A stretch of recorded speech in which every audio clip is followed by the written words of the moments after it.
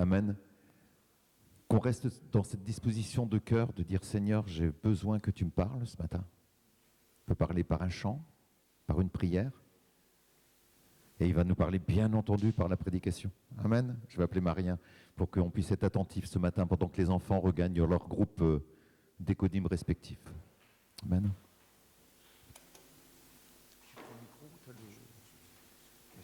Ah oui. Seigneur éternel, nous sommes heureux ce matin de t'appartenir parce que tu as conduit toutes ces choses depuis ce matin. Tu nous as conduits dans ta maison, Seigneur, dans ce lieu, pour que nous puissions recevoir de toi.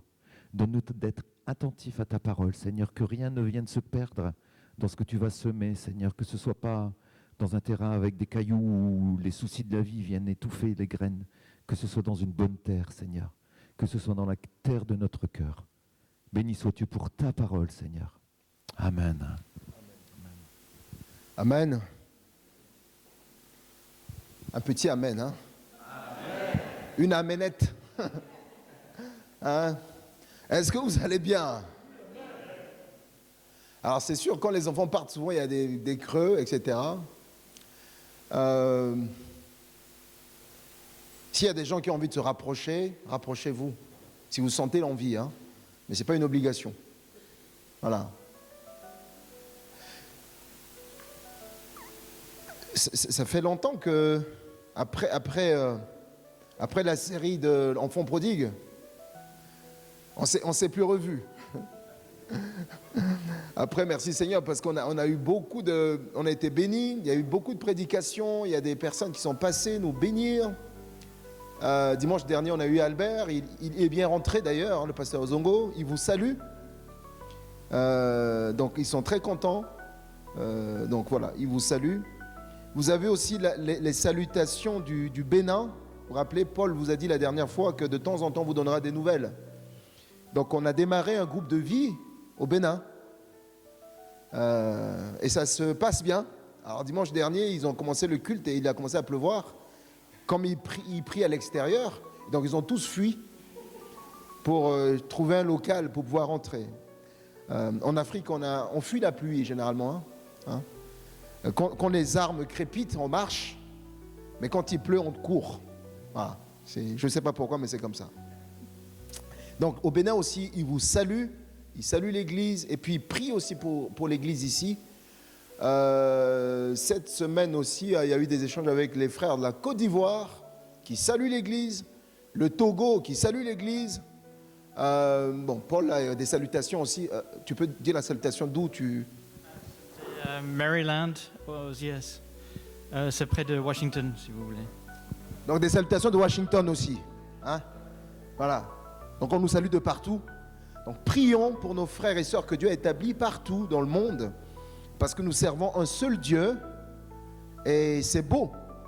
J'ai oublié aussi, vous avez les salutations de notre cher frère Shaoul, qui était venu d'Israël. Et il vous salue aussi chaleureusement. Voilà. On nous salue de partout. Amen. Voilà. Au moins, je n'oublie pas. Ce matin, on va écouter la parole de Dieu. Cette semaine, je me suis un peu battu avec le thème, parce que c'est un thème que j'utilise souvent dans mes cours. Pour ceux qui ne le savent pas, je donne des cours aussi dans une école de management à Lyon. Et le cours que je donne, c'est le leadership et le développement personnel. Bon, j'avais déjà fait la confidence ici, c'est que j'ai juste enlevé les versets. Je ne cite pas les versets, mais mon cours, en tout cas, c'est la Bible, que j'essaie toujours d'amener, et puis ça se passe super bien. Je n'ai jamais eu de problème. Et le Seigneur me dit, mais oui, tu en parles de ça simplement dans un cadre de travail, alors que l'Église, c'est les mêmes personnes, on a les mêmes problèmes. Et ce matin, le message qu'on va écouter, c'est autour des émotions. Amen. On a tous des émotions, oui ou non? Qui n'a pas d'émotions? Bon, on a tous des émotions. Est-ce qu'on peut afficher juste le premier? Voilà. Encore. Merci. Voilà. Donc, chercheurs, les psychologues, ont fait beaucoup de travaux de recherche sur les émotions. Et donc, le célèbre Paul Ekman, l'Américain, c'est lui qui a été le pionnier en tout cas sur ces choses. Donc il a développé 6 émotions fondamentales. Il dit un être humain a 6 émotions fondamentales. Donc la joie, la tristesse, la peur, la colère, le dégoût, la surprise. Après il y a d'autres qui ont travaillé mais qui n'ont pas remis en question sa recherche. Ils sont venus compléter. Par exemple Robert Plutchik, il a rajouté 8. Il y a d'autres qui ont travaillé sur 10. Donc ils prennent la première émotion, ils démultiplient, etc., etc. Donc, ils expliquent ces émotions-là,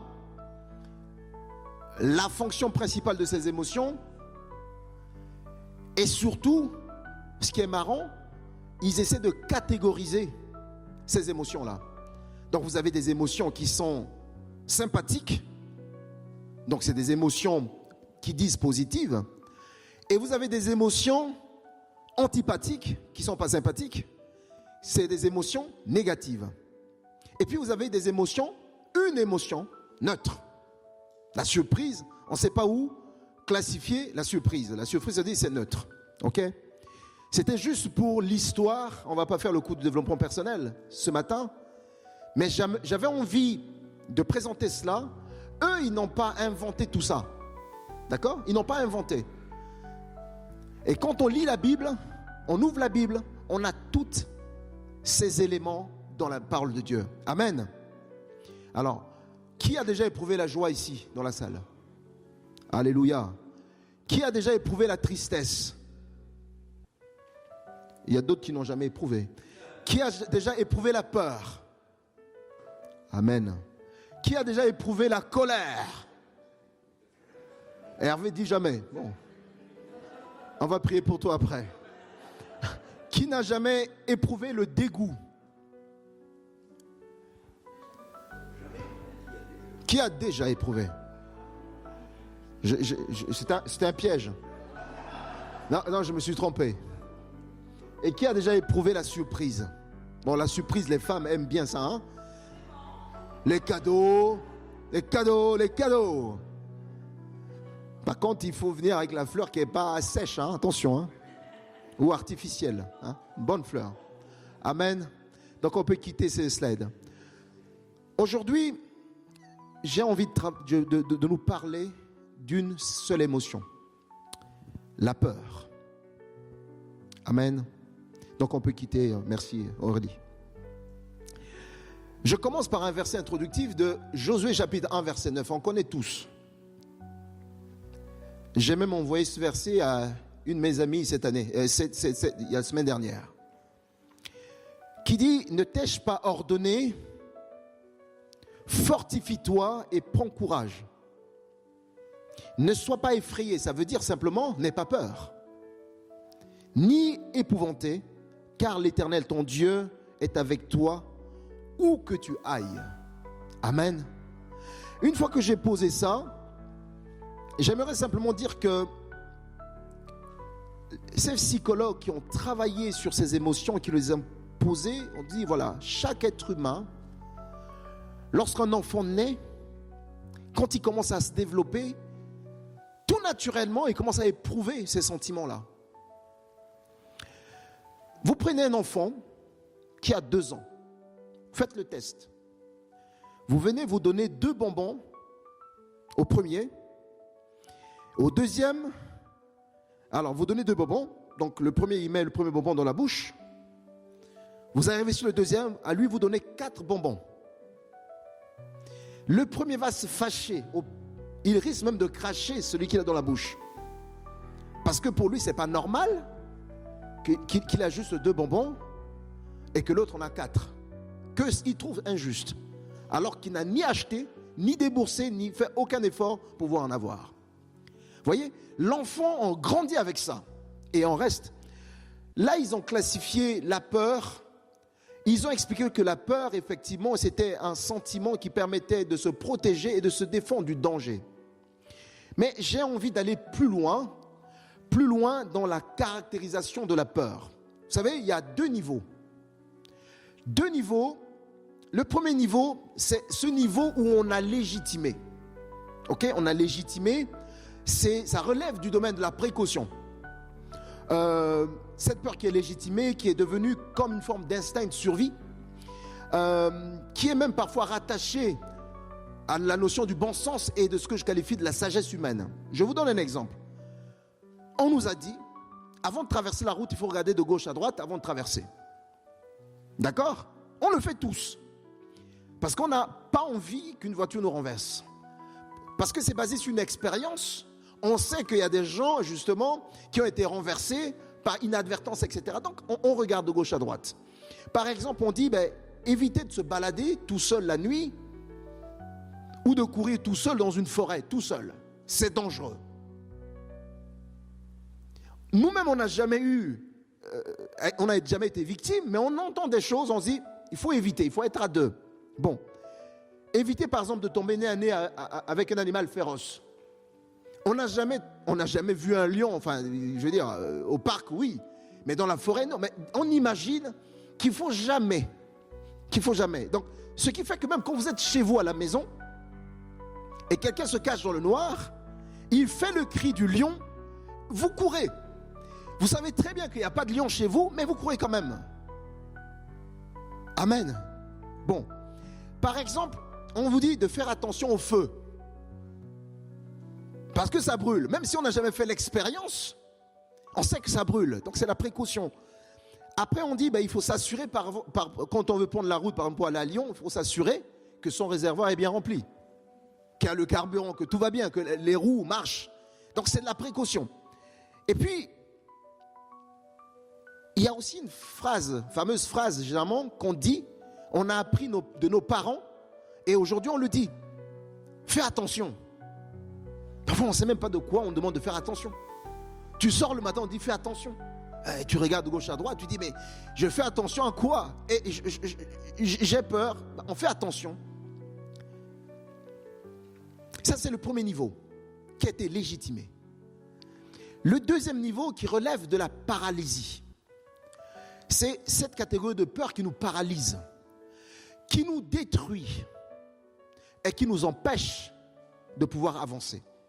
C'est lorsque la peur devient destructrice et embarque dans sa valise l'anxiété, le doute, la paranoïa, etc. Et cette peur se caractérise souvent par quoi? Par un manque de confiance en soi, par une méfiance excessive, par une grande suspicion, parfois plausible ou non. La personne affectée se croit victime de trahison, de menaces ou de complot. Vous regardez, je ne sais pas si vous avez déjà observé un coq. Le coq, c'est l'animal pour moi le plus paranoïaque.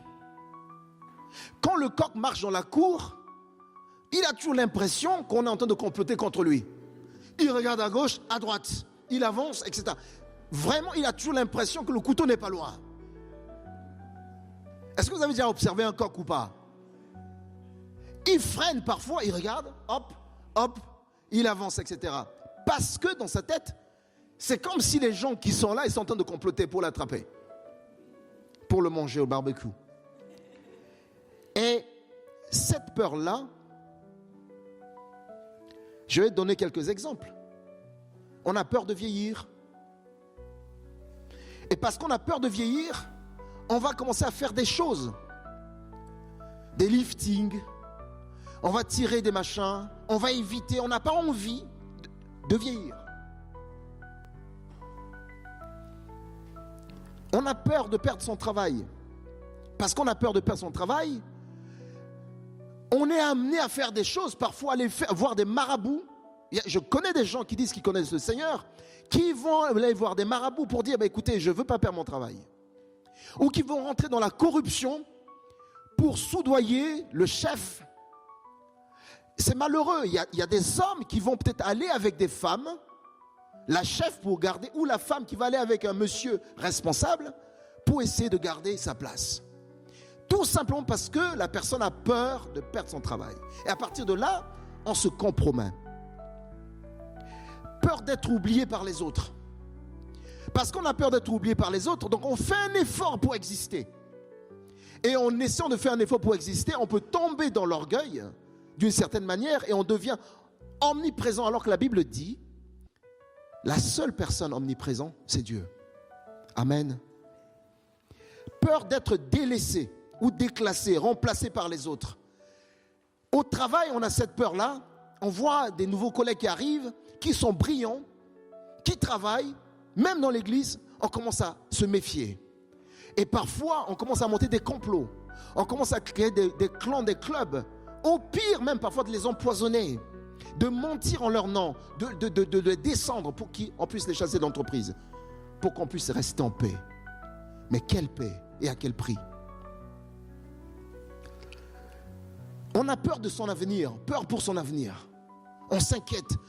Oh là là, je ne sais pas où je vais, c'est compliqué. J'ai peur de mon avenir. J'ai peur de mon avenir. J'ai peur de l'avenir de mes enfants. J'ai peur du pays dans lequel je vis en ce moment. Peur de manquer. Parce qu'on a peur de manquer, du coup on met en place des stratagèmes. Je connais un ami, je vous dis, un chrétien. Depuis 4-5 ans maintenant, il est convaincu que quelque chose de terrible va arriver. Donc ils ont commencé à stocker de la nourriture. Depuis longtemps, ils achètent des pâtes, ils mettent dans leur cave. La peur de manquer.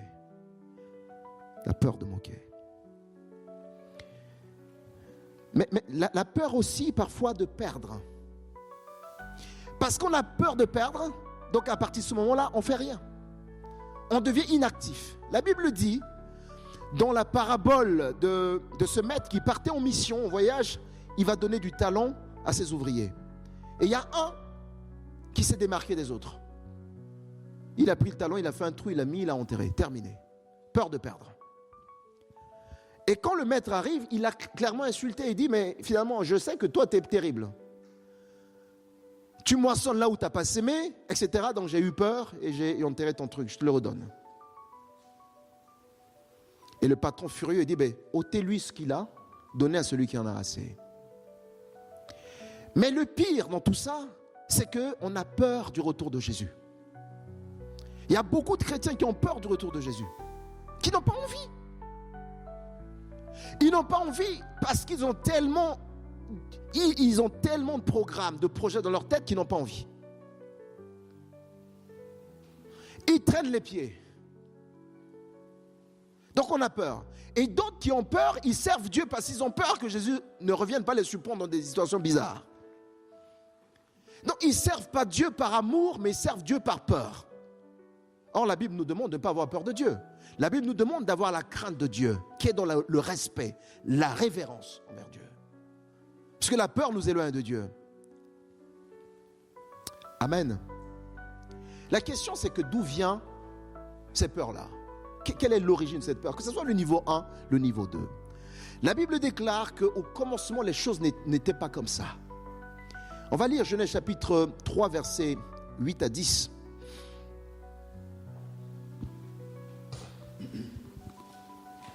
Genèse chapitre 3, versets 8 à 10. La Bible dit, alors qu'ils entendirent la voix de l'Éternel, Dieu, qui parcourait le jardin vers le soir, et l'homme et sa femme se cachèrent loin de la face de l'Éternel Dieu, au milieu des arbres du jardin. Mais l'Éternel Dieu appela l'homme et lui dit, où es-tu? Il répondit, j'ai entendu ta voix dans le jardin et j'ai eu peur. La première fois que ce sentiment, cette émotion a été en tout cas éprouvée, c'est quand Adam et Ève sont tombés dans le péché. Pour la première fois, ce vocabulaire apparaît. Pour la première fois, le vocabulaire apparaît. Adam fuit de l'autre côté, Ève fuit de l'autre côté. Ils avaient peur, ils sont cachés de Dieu. J'ai eu peur parce que je suis nu et je me suis caché. Donc, en faisant l'analyse théologique de ce texte-là, on voit très bien que premier point, c'est que la peur est donc le fruit immédiat du péché. La peur, c'est le fruit immédiat du péché. Parce qu'avant la désobéissance, Adam d'abord, puis Adam et Ève, vivaient dans une relation parfaite, de pleine confiance, de paix et de transparence avec Dieu. La Bible dit que Dieu venait les soirs les visiter. Adam était créé pour être l'alter ego de Dieu, le vis-à-vis de Dieu, avec qui Dieu rentrait en relation. Mais lorsque Adam a péché, a désobéi, il a fui. Et puis la raison, il dit, parce que je suis nu. Vous lisez Genèse chapitre 2 verset 25 qui dit, l'homme et sa femme étaient tous deux nus et ils n'en avaient pas honte. Donc, ils se baladaient comme ça, mais ils n'avaient pas honte. Mais quand ils ont désobéi, la peur est venue, la peur a provoqué d'autres choses, la honte et la culpabilité rentrent en action.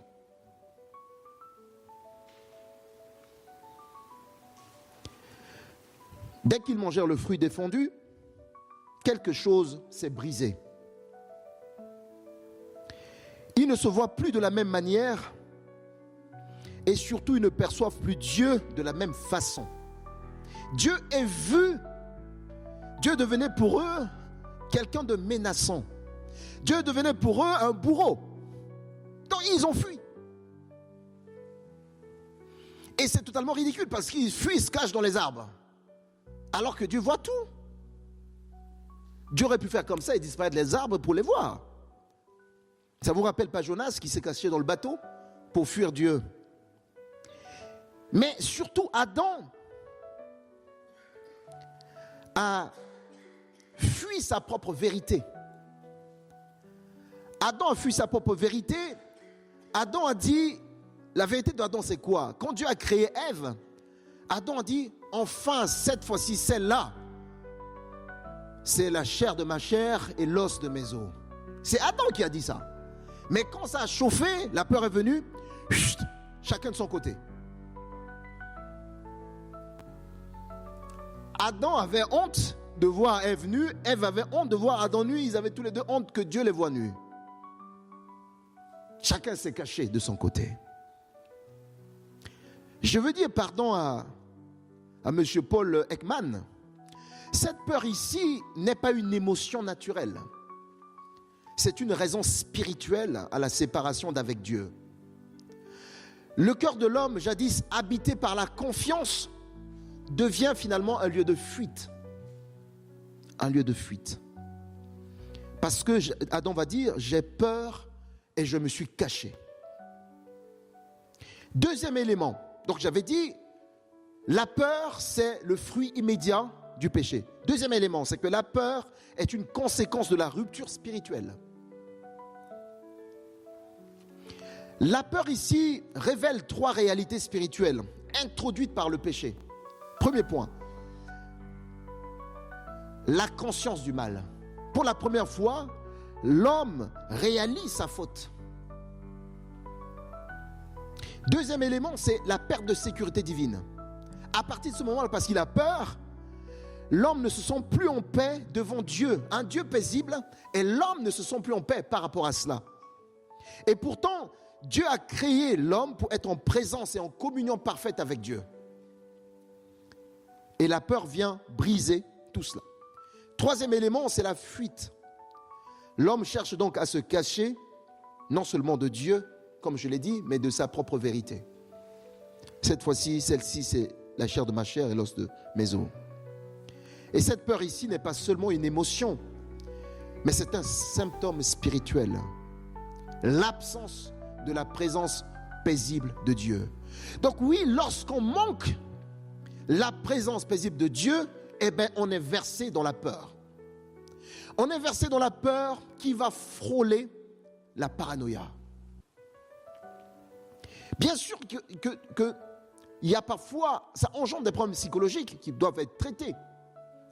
Mais la racine de tout cela, si on se rend compte de combien la présence de Dieu devient une présence effrayante pour nous, alors il faut revenir à cette présence-là. Amen. C'est la première étape.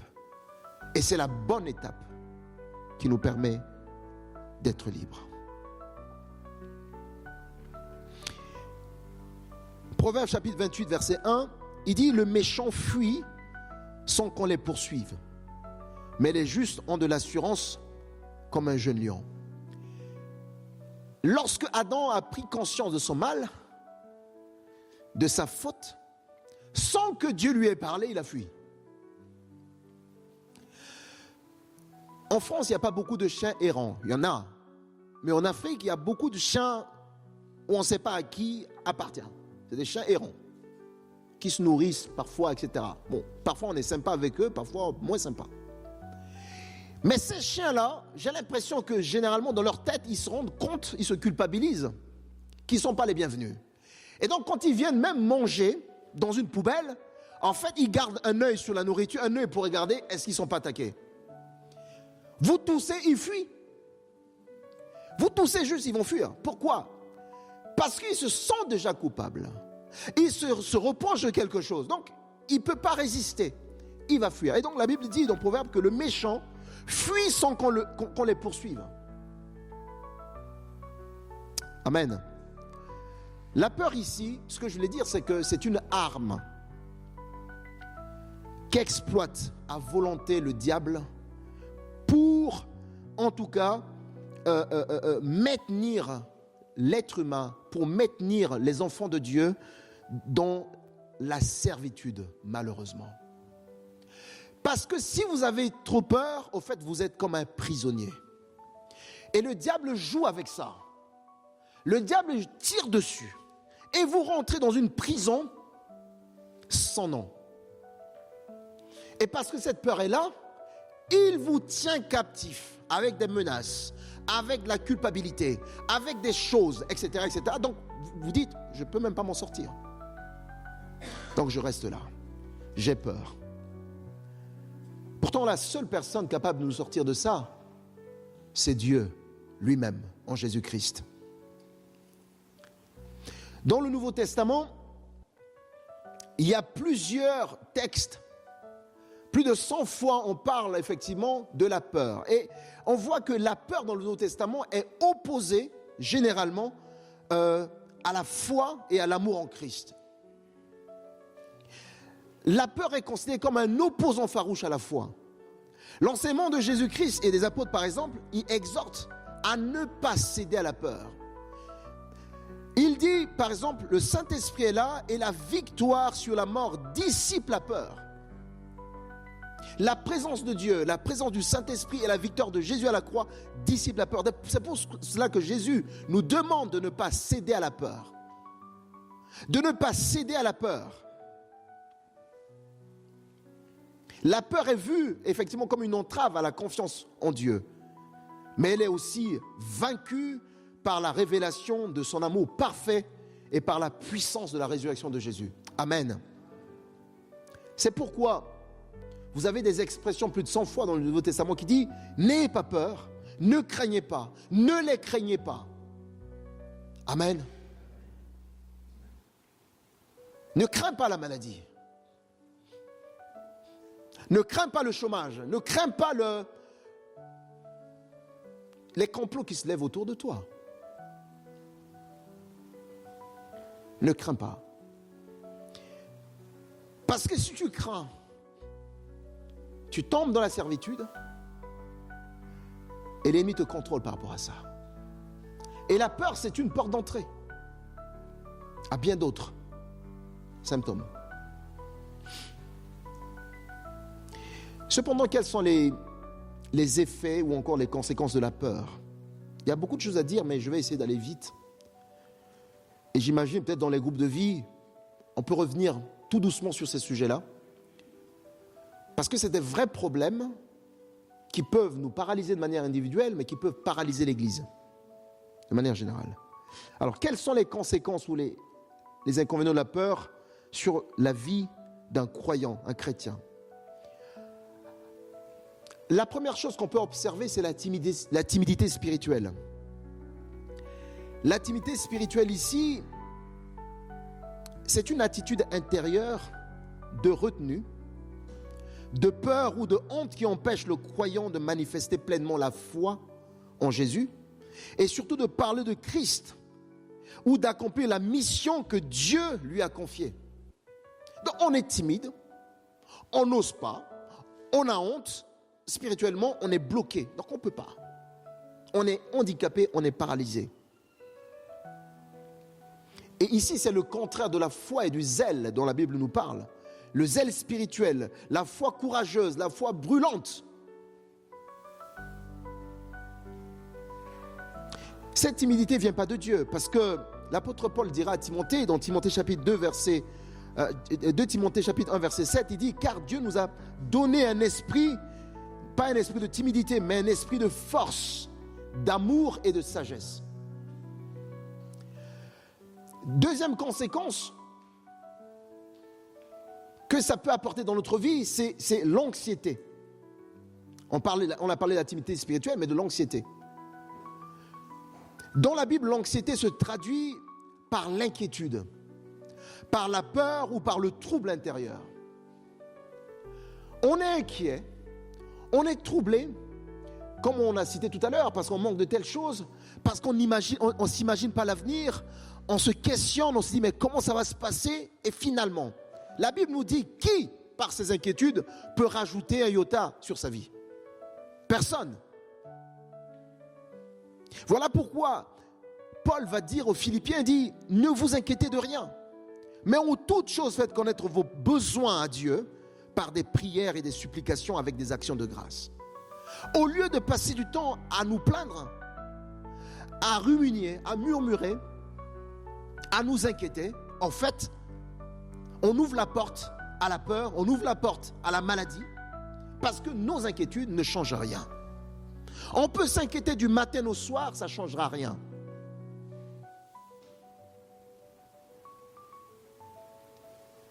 Par contre, ce qu'on peut observer physiquement, c'est que ça va nous diminuer physiquement, spirituellement.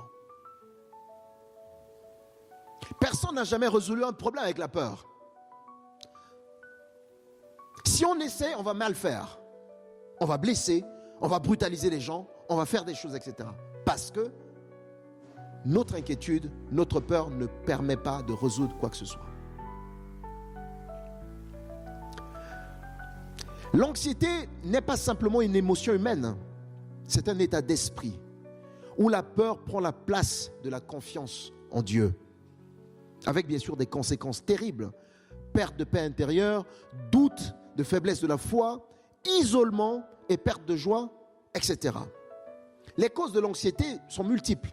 Premier point, le manque de confiance en la providence divine.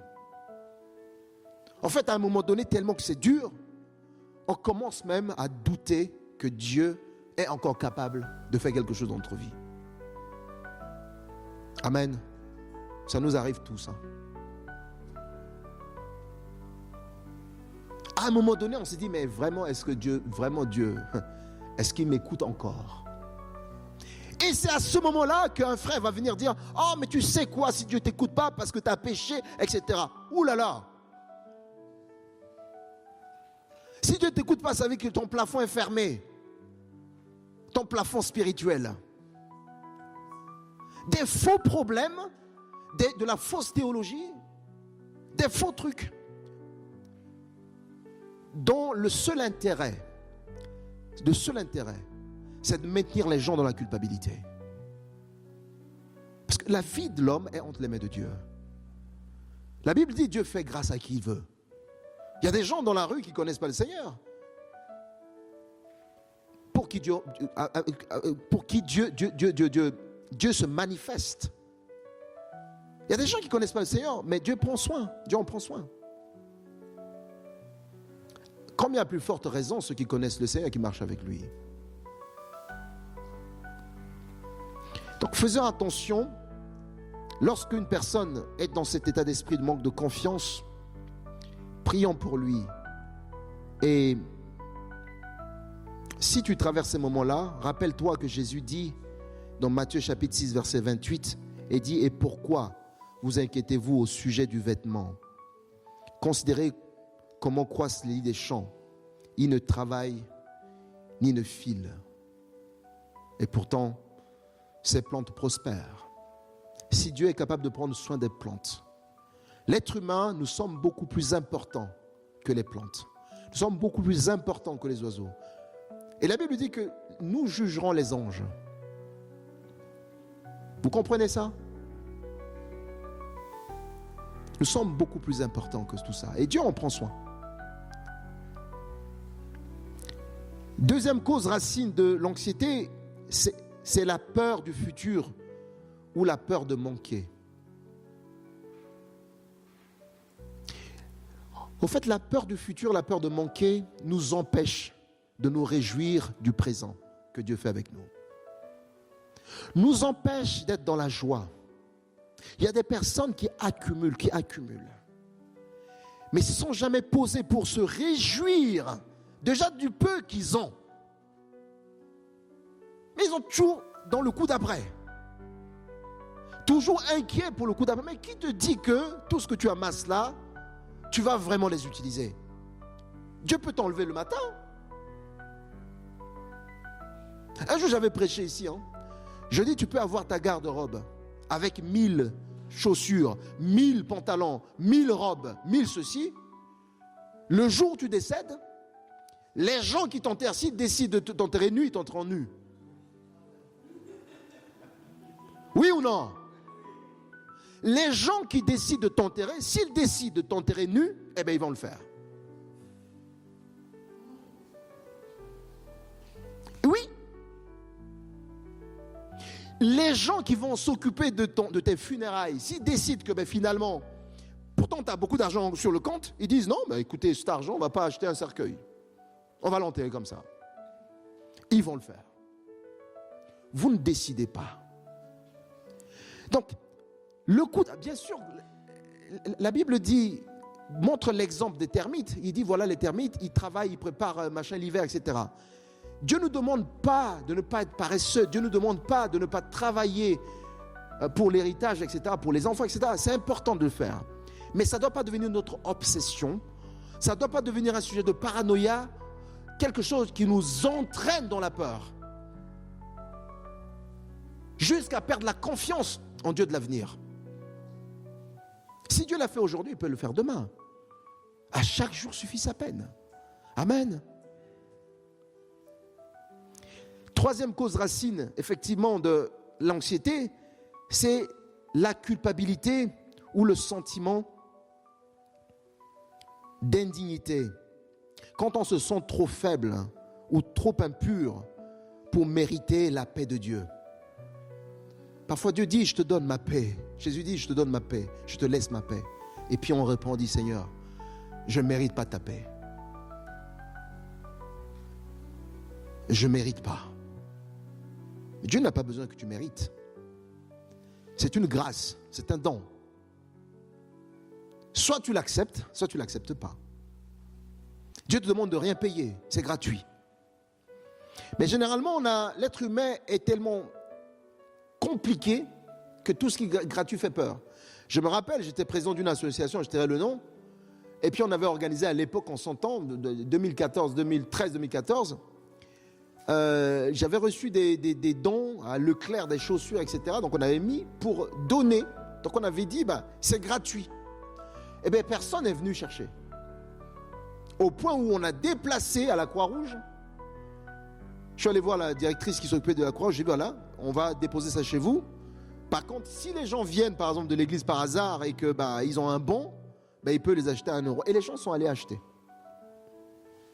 La nature humaine est compliquée. Oui ou non? Nous sommes compliqués. Jésus dit, je vous donne ma paix, on n'en veut pas. On dit, on n'est pas trop pur pour mériter sa paix. Et pourtant, il donne cette paix sans condition.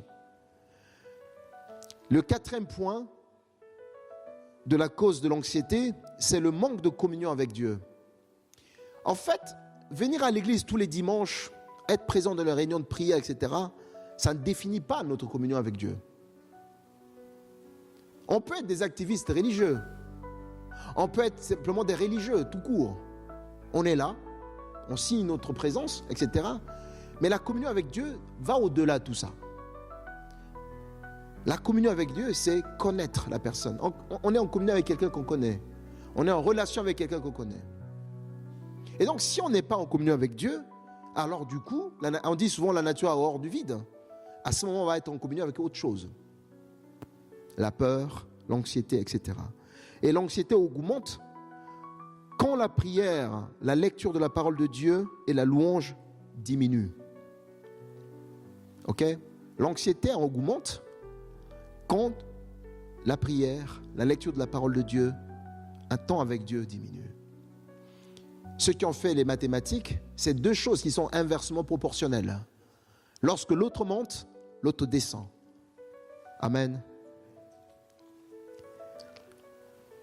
J'aimerais parler aussi du doute.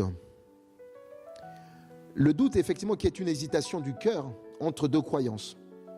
Croire en Dieu ou se confier à ses propres perceptions. C'est clairement un manque de confiance dans la fidélité et la parole de Dieu. Dieu nous engage à des choses, mais on doute. Dieu nous dit tu peux, et puis on doute. On ne sait pas, on a peur, on n'y va pas. Tout à l'heure, Paul avait parlé de la femme de Lot. Ils ont quitté, ils allaient vraiment dans cette direction-là, ils fuyaient. Les deux filles, Lot et la maman. Et à un moment donné, elles se rendaient compte de tout ce qu'ils étaient en train de perdre. Et puis hop, elles se retournent, pilées de sel. Pierre a décidé de sortir pour aller vers Jésus sur l'eau. Pierre a commencé à marcher sur l'eau. Et d'un seul coup, hop, il regarde, la peur l'envahit. Et là,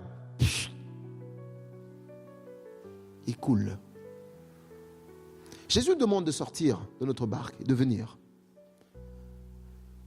Soit on lui fait confiance et on y va. Soit on fait confiance à 50% et ça coule. Parce que de toute façon, avec le Seigneur, ce n'est pas du 50-50. Soit on lui fait confiance, soit on ne lui fait pas confiance. Jésus dit, les tièdes, je les vomirai. Amen. Jacques chapitre 1, verset 8. L'homme irrésolu est inconstant dans toutes ses voies. Les méfaits ici du doute, c'est quoi? Ça affaiblit la confiance en Dieu. Jésus a dit à Pierre dans Matthieu chapitre 14, verset 32, il dit, mais pourquoi vous doutez-vous? Pourquoi vous doutez? Le doute empêche de recevoir les promesses de Dieu. Mais pas recevoir, mais de les saisir. Les promesses sont là. Mais parce qu'on doute, c'est difficile parfois de les saisir. Le doute conduit à l'instabilité spirituelle. Jacques chapitre 1, verset 8. Le doute ouvre la porte au découragement. Psaume 42, verset 6. Ceux qui doutent, c'est ceux qui découragent vite. Il peut mener aussi à la désobéissance, le doute. Hébreux chapitre 3, verset 19. On voit ici que la peur paralyse aussi l'action missionnaire et la prière audacieuse. Lorsqu'on a peur, l'action missionnaire s'arrête. Vous savez, les premiers missionnaires, ils ont pris l'avion, d'autres ont pris le bateau à voile pour aller sur des territoires qu'ils n'ont jamais vus, pour aller rencontrer des êtres qu'ils n'ont jamais croisés. D'autres sont morts en mer, d'autres sont morts, décédés sur les territoires parce qu'assassinés. Mais ça n'a pas freiné l'élan missionnaire. Nous sommes une église missionnaire. Si la peur s'empare de nous, alors on va rester entre nous. On va rester entre nous. On va se dire cette phrase qui circule souvent dans les milieux pentecôtistes. Oh là là, on s'est fait du bien. Non, Dieu ne veut pas qu'on se fasse du bien. Dieu veut qu'on sorte. Dieu veut qu'on aille. Dieu veut qu'on aille prêcher l'évangile. Dieu veut qu'on reste dans la dynamique missionnaire. C'est là le salut de l'église. Amen. La peur conduit ou mène à une foi superficielle. savez, les fois de 15%, comme une batterie. Et là, on est centré plutôt sur les menaces plutôt que sur la grâce. Et généralement, on s'empare de ça dans les églises pour prêcher. Au lieu de prêcher la grâce, on menace les gens. Pour dire Jésus revient, donc faites gaffe, donc les gens ont peur. C'est pas ça qu'il faut. Il faut dire aux gens que Dieu les aime. Et Dieu veut qu'ils soient des porteurs de cette parole, de l'amour de Dieu à d'autres. Pas la peine de menacer les gens, parce que l'église est remplie de personnes menacées qui sont là, qui disent, oh là, on a peur parce que Jésus revient, donc on y va. Non! On doit aimer Dieu, on doit venir à l'église, on doit servir Dieu par amour, parce qu'il nous a aimé le premier. Amen. Maintenant, je terminerai là-dessus, quels sont les effets de la peur sur une église locale, telle que nous ici? Vous savez, on ne serait pas les premiers si jamais on était victime de ça. Parce que l'église primitive, avant qu'ils reçoivent le Saint-Esprit, Jésus dit, allez à Jérusalem, attendez, avant qu'ils avaient tous peur. Les réunions se faisaient vraiment en catimini, etc. Mais quand ils ont reçu le Saint-Esprit, ils sont devenus autre chose. Pierre sort, il prêche. Et ils avaient envie, vous voulez nous tuer, tuez-nous. Ils prêchaient l'évangile avec zèle, avec autorité, avec puissance. 3000 convertis. J'imagine les baptêmes ce jour-là, on baptisait les gens, les épaules étaient fatiguées. Hein? À un moment donné, au nom de Jésus, au nom du Seigneur, etc. À un moment donné, on n'entendait que l'eau. Ça ne s'est pas arrêté là. Après 5000 personnes converties. Amen.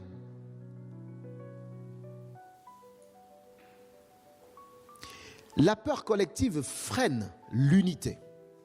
Lorsqu'une église vit la peur en son sein, eh bien, l'unité est freinée. L'église ne peut pas vivre l'unité voulue par le Seigneur. 1 Timothée, 1 Timothée, donc 1,7 qui dit « Car Dieu ne nous a pas donné un esprit de timidité, mais un esprit de force, d'amour et de sagesse. » 1 Jean chapitre 4, verset 18, il dit « Il n'y a pas de peur dans l'amour. L'amour parfait bannit la peur. » Ces deux versets montrent clairement que la peur n'a pas sa place dans le corps de Christ. Car elle est opposée à l'amour. Et donc sans l'amour, il n'y a pas d'unité. Amen. Donc la peur freine l'unité de l'Église. La peur est la racine cachée de la division. Elle agit comme un virus spirituel qui empêche la vie de la communauté d'être authentique et fraternelle. Elle s'exprime de différentes manières dans l'Église. La peur du rejet. On a peur d'être rejeté par les autres. Donc beaucoup n'osent pas s'ouvrir, partager leur lutte ou demander de l'aide aux frères par peur simplement d'être jugé. Si je viens voir Franck, je me confie à Franck, je dis Franck, vraiment, ça ne va pas frère, je vis ça, etc., vraiment au combat. Et le problème c'est que demain matin, j'ai peur que Franck aille raconter à Michel, Michel va dire à Ephraïm, mais quand j'arrive à l'église, tout le monde est au courant. Donc on ne dit pas, on a peur de pouvoir le faire, et pourtant la Bible nous encourage. On dit confessez-vous les uns les autres. Mais le problème, c'est que l'église est devenue un endroit dans lequel les gens ne tiennent plus leur langue. Les gens préfèrent aller se confier aux gens dans le quartier qui ne connaissent pas le Seigneur que de venir confier aux frères. C'est grave quand même. C'est grave. Donc ce qui va conduire à l'isolement d'un frère ou d'une sœur qui souffre, qui galère, qui traverse une difficulté spirituelle énorme, mais qui ne va pas le dire. Elle va se débrouiller toute seule. Et comme le Seigneur parfois dans sa grâce, il envoie la corde pour nous sortir de la misère. Et ça s'appelle miséricorde. Dieu nous appelle à vivre ces relations entre frères et entre sœurs.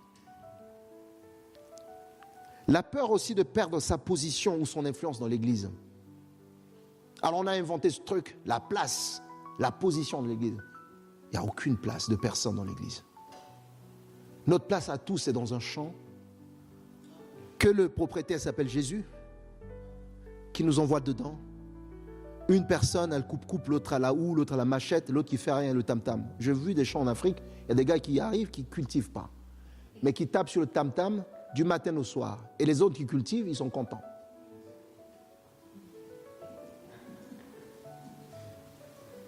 Et ça marche. D'autres qui sont là, ils font rien, ils cuisinent juste. Et puis les gars qui chantent à un moment donné, ils crient, oh! Et puis tout le monde qui travaille se lève, oh! On continue. Ils vont faire des hectares comme ça. Et le gars qui rentre à la maison, il est content. Il dit, tu as fait quoi aujourd'hui? Ben, j'ai tapé sur le tam-tam. C'est ça l'église. On est appelé chacun à courir dans notre couloir de ce que Dieu a mis sur notre vie. Donc il y a la place de personne dans l'église. Et donc parfois la peur de perdre une position fait en sorte que on devient bizarre. Ça parle à nous les responsables de manière générale. Certains responsables ou certains membres même craignent de perdre leur autorité, leur reconnaissance ou leur, entre guillemets, place.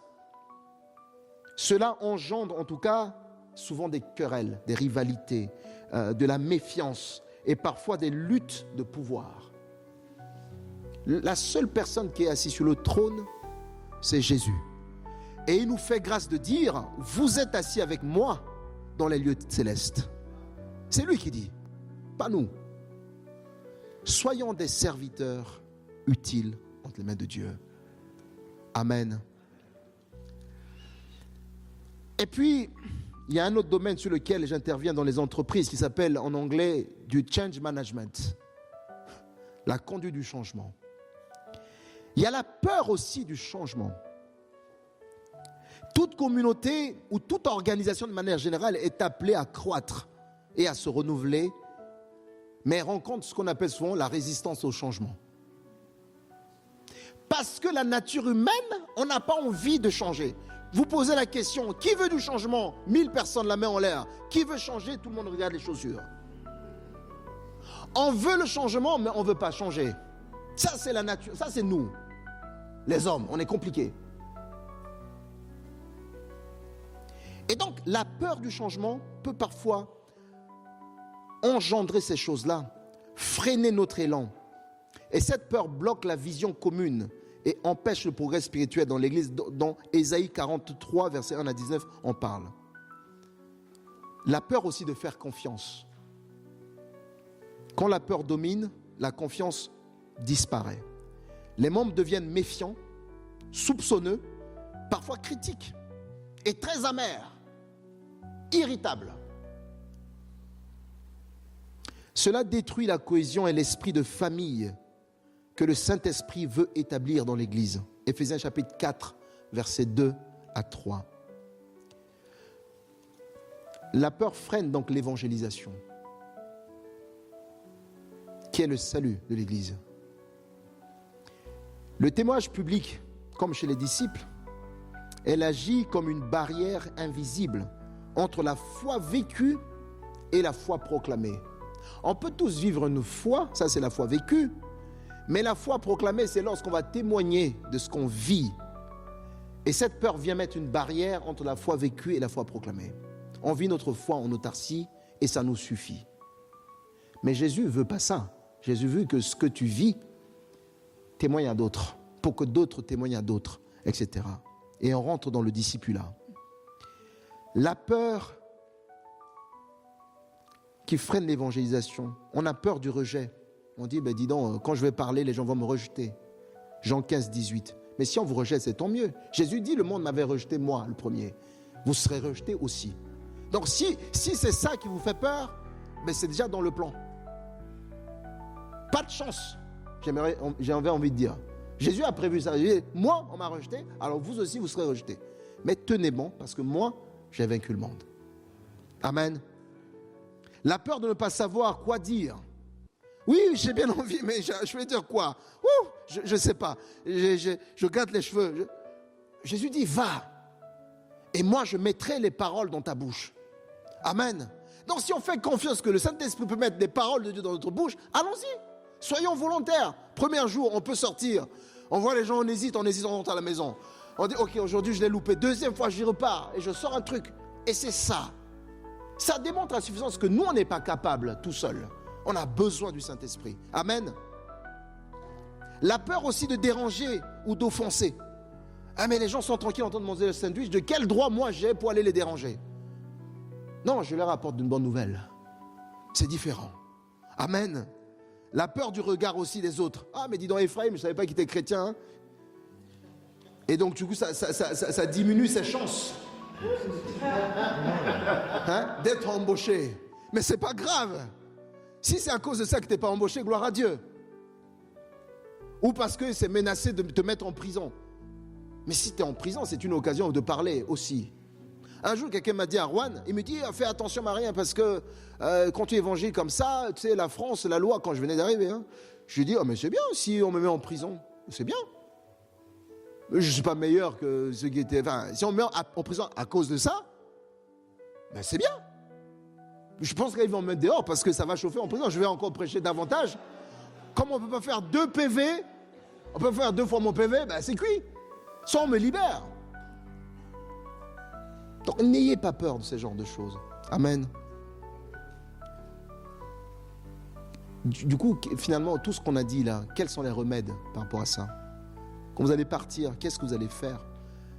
Déjà, qu'est-ce que Jésus a fait pour nous? D'abord, la rédemption en Jésus-Christ. La Bible dit, si on revient au texte de Genèse 3, 8 à 10, l'histoire ne s'arrête pas dans le jardin. On voit Dieu qui crie, « Où es-tu » Un cri d'amour, mais non de condamnation. Où es-tu? Des siècles plus tard, Dieu a répété le même appel à travers Jésus-Christ. Où est-ce que vous êtes? Amen. Christ est venu pour restaurer la relation perdue. Christ est venu restaurer la relation perdue. Christ est venu réconcilier l'homme, la femme avec Dieu et chasser la peur par la présence et par son pardon. Par le pardon, la peur du jugement est remplacée par la confiance filiale. Romains chapitre 8, verset 15.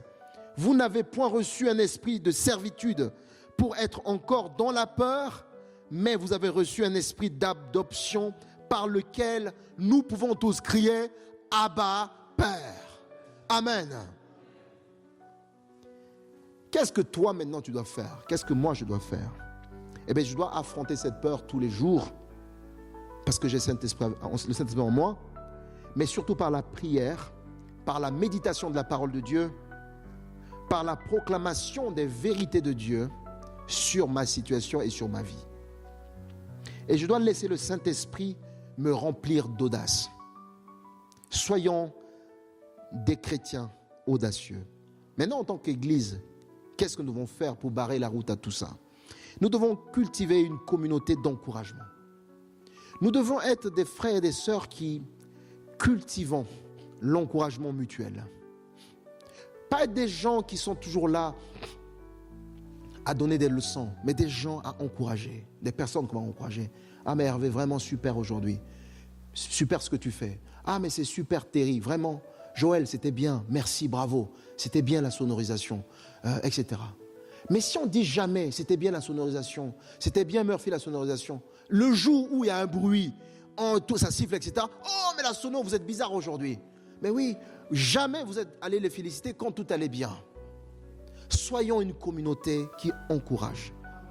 Un encouragement mutuel, où la prédication met l'accent sur la victoire en Christ et sur la grâce en Jésus-Christ. Participant ou pratiquant la prière collective et le témoignage pour chasser la peur, favorisant l'unité. Et comme on a l'habitude de dire, pour que nous soyons finalement cette famille ensemble en mission. Que le Seigneur nous bénisse. Je vais prier.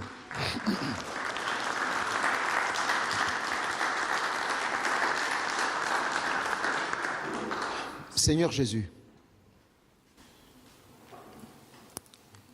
on ne peut pas faire semblant devant toi. Notre vie est parfois et toujours surtout remplie de peur. Mais tu dis que nous ne sommes plus esclaves de la peur. Tu vois combien, Seigneur, la peur freine chacun de nous. Tu vois combien, Seigneur, la peur freine l'Église. Tu vois combien, Seigneur Jésus, parfois on tourne en rond parce qu'on a juste peur. Quand Moïse, Seigneur, est arrivé vers la mer Rouge, il y avait la peur, Seigneur. Il y avait la peur. Les enfants d'Israël voyaient la poussière des Égyptiens qui venaient. Mais tu avais dit à Moïse de lever la main, de lever son bâton et de frapper. Et la mer s'est ouverte. Seigneur, merci parce que la rédemption en Christ est venue nous libérer de cette peur. Je prie, Seigneur, pour mes frères, pour mes sœurs ici, Seigneur, qui sont malades de la peur, qui sont paralysés de la peur, qui sont tétanisés par la peur. Seigneur, viens opérer ce matin la grande libération, la grande délivrance au nom de Jésus. Seigneur, je prie pour mes frères, pour mes sœurs qui sont anxieux. Viens les libérer, Seigneur, du joug de l'anxiété au nom de Jésus. Je prie, Seigneur, pour mes frères et sœurs qui sont tombés dans la paranoïa. Au nom de Jésus, viens libérer, Seigneur Jésus, ton Église de cela. Nous te remercions, Seigneur, parce que tu as payé le prix pour nous. Donne-nous à être cette Église, Seigneur, qui encourage. Cette Église, Seigneur, qui cultive, Seigneur, cette capacité d'avancer ensemble, de vivre la mission ensemble. Où, Seigneur, personne n'est laissé sur le carreau. Où personne, Seigneur, ne deviendra un pilier de sel. Mais nous voulons tous arriver dans la destination que tu as prévue, Seigneur. Nous sommes une famille, ensemble en mission. Père, je prie, au nom de Jésus, que la peur soit boutée, Seigneur, au milieu de nous. Et que tu agisses pleinement dans nos vies. Je prie pour nos enfants. Garde nos enfants, Seigneur, de cette peur. Garde, Seigneur Jésus, nos jeunes gens de la peur. Donne-nous, Seigneur, être une communauté audacieuse, une communauté courageuse, qui ne s'appuie pas sur ses forces, mais sur la force du Saint-Esprit. Nous te bénissons, Seigneur. Nous ne sommes plus esclaves de la peur, et nous te bénissons au nom de Jésus. Amen.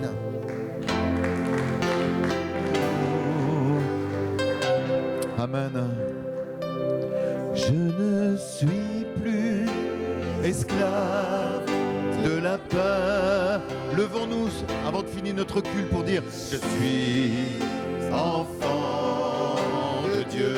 Je ne suis plus l'esclave. Je ne suis plus esclave de la peur. Je suis enfant de Dieu. Avant ma naissance, tu m'avais choisi.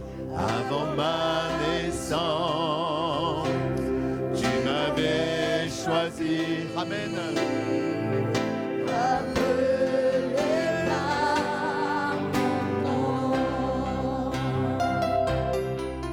Pas pressé de pouvoir parler les uns avec les autres, de prier les uns avec les autres, c'est important. Amen. Merci Jésus. Amen. Je suis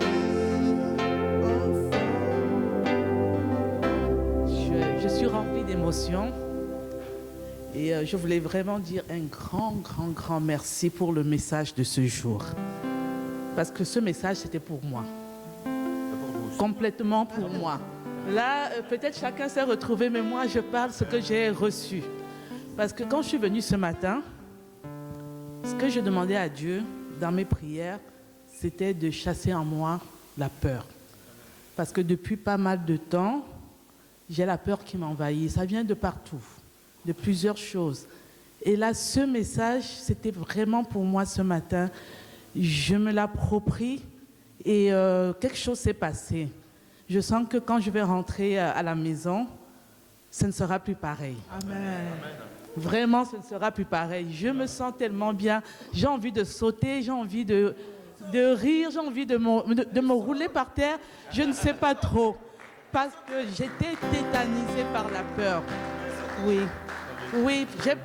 vraiment, j'ai des projets, j'ai des choses dans ma vie personnelle, et j'ai jamais compris, je n'ai pas compris. La peur est venue s'installer complètement dans ma vie. Et avec ce que Maria a dit ce matin, certainement, il y a des choses que je n'ai pas faites ou que je n'ai pas faites correctement. Et avec ce message, j'ai compris ce qu'il faut faire. Et je me sens même déjà libérée. Je me sens complètement guérie de la peur. Amen. Je voulais dire un grand merci et dire au Seigneur merci, merci, merci. Sois béni, soyez bénis. Merci beaucoup.